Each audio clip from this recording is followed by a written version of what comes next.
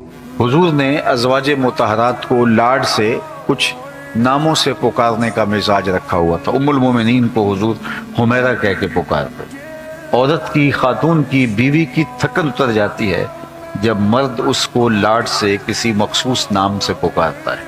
तो अल्लाह के महबूब अलैहिस्सलाम हज़रत आयशा रज़ियल्लाहु ताला अन्हा को हुमैरा कह के पुकारते। तो फरमाती हैं कि एक दिन हुजूर तशरीफ़ लाए तो मेरे हाथ में आबखोरा था, पानी का प्याला था और मैं पानी पी रही थी। तो जो ही हुजूर घर में दाखिल हुए और मुझे पानी पीते हुए देखा तो फरमाया, आयशा थोड़ा सा मेरे लिए भी छोड़ना। तो फरमाती हैं कि मैंने पानी छोड़ दिया।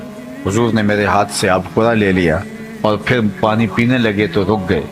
फिर मुझसे मुखातबत करते हुए फरमाया, आयशा ज़रा बताना तुमने होंठ कहाँ लगाए थे, मुझे ये बताओ। अगर शौहर का रवैया बीवी के साथ ये होगा तो घर जन्नत का टुकड़ा नहीं बन जाएगा कि मैं वहाँ होंठ रख के पीना चाहता हूँ जहाँ तुमने लब लगाए थे, जहाँ तुमने होंठ लगाए थे। ये है शफकत अल्लाह के महबूब सल्लल्लाहु अलैहि वसल्लम। उम्मुल मोमिनीन सैयदा आयशा रज़ियल्लाहु ताला अन्हा फरमाती हैं कि हज़रत खदीजतुल कुबरा रज़ियल्लाहु ताला अन्हा के विसाल के बाद अल्लाह के महबूब अलैहिस्सलातु वस्सलाम उनका जिक्र करते, उनके लिए जानवर ज़बह करते और गोश्त के टुकड़े उनकी सहेलियों के घरों में भेजते।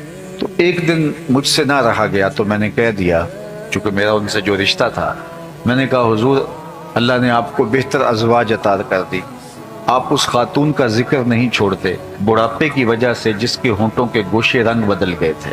तो आका करीम अलैहिस्सलातु वस्सलाम ने फरमाया, आयशा मुझे खदीजा के बारे तकलीफ ना देना, जब पूरे मक्के ने मेरा इनकार किया था उसने मेरा इकरार किया था।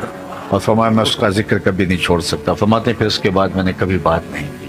तो ये था हुजूर का खुल्क, ये था हुजूर का किरदार और अज़वाज के साथ हुजूर का रवैया।